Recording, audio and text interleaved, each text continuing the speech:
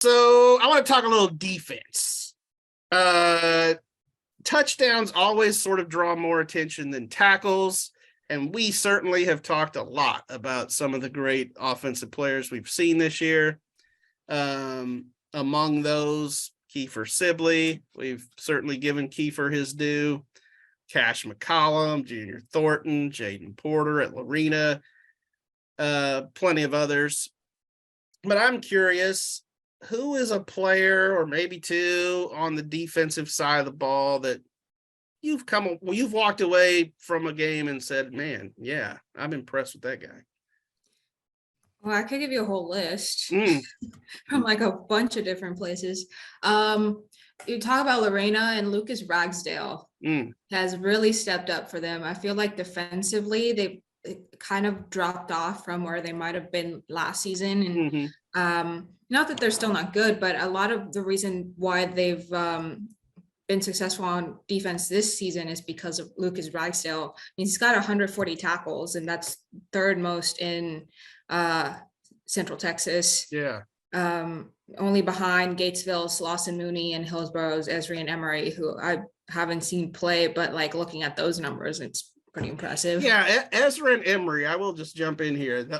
When you look at stats each week, I'm just blown away by that guy. He has 169 tackles, which in 9 games, I mean, yeah, he's right around 18 or something a game. Man, that's a lot. Anyway, not to interrupt you. Go ahead, DJ.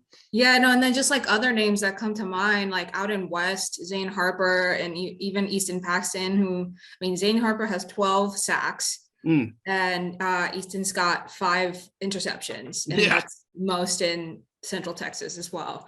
You think, we were talking about University, Tyarick Wagner, I feel like been a really big part of that defense, and the University's defense has been probably its most consistent piece so far this season. And I think, I could go on and rattle off a bunch of different names, but those guys I feel like really stood out to me. Those are some good ones. And you mentioned University, you feeling like that was their most consistent unit, the defense. That's pretty incredible because they've had a pretty explosive offense too. So that it kind of speaks to my point that a lot of times we're a little amazed by the offense, and we get sort of enamored with it. But yeah, that part of the ball really matters. The side of the ball really matters. Chad, what do you say? Well, I saw Marlin play the other night, and the Marlin radio broadcast really clued me into some of the great players on the Marlin defense, including Prayer Jones. Jones. He was a great one in our high school football questionnaire back in the summer.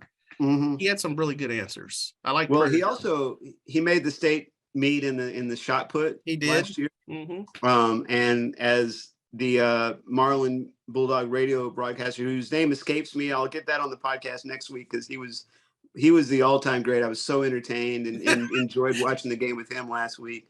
But when Prayer Jones would get back in the backfield and make a sack, which he did several times, he said, we call him Say a Prayer Jones, because when he gets back there, you better say a prayer. I like it. That was fantastic. Tyron Ring My Bell was a linebacker. And here's the thing that jumped out. When I talked to Ruben Torres after the game, he said he's the best he's ever seen at the inside linebacker spot. Not the best he's ever coached, the best he's ever seen, right? That's high praise. I mean, Tyron Bell was our super-centex defensive newcomer of the year last year, right, as a freshman. Certainly sounds like he's still getting it done as a sophomore. Right. One more guy and another, well, this isn't his nickname, but back when I was in high school at Midway and even middle school, I think, there was a kid and his cousin, and both of them were known as Joe Nono Caballero. And University has a Joe Caballero, and I don't know if his nickname is No as well, but he's making a lot of tackles and saying you ain't going any farther than this. No. I like that. These are some good nicknames. I'll mention a couple guys on the 6A level that I saw. Torian York, who's down at Temple. Temple, a little on the fringe of our area, and we don't talk a lot about him, but Torian York is a Baylor commit, linebacker, and 2-time district defensive player of the year, and he has earned that superlative. He's a playmaker. He's just all over the place. They've used him a little bit on offense, which anytime you play two ways in the 6A level, that shows your athletic ability, I think. But Torian York is a ball player, and one I know that Baylor will be happy to get on campus. And then, Midway's defense had some issues this year. Its offense had some issues too. But if you got the edge a lot of times on Midway, you were gone. That said, there was a kid on Midway's defense, Adrian Melvin, who ended up with probably right around 100 tackles on the season, 10 tackles a game. He was easily their best defensive player, played safety. He would be good on any team in our area. I mean, he's that kind of player. He's just solid high school safety.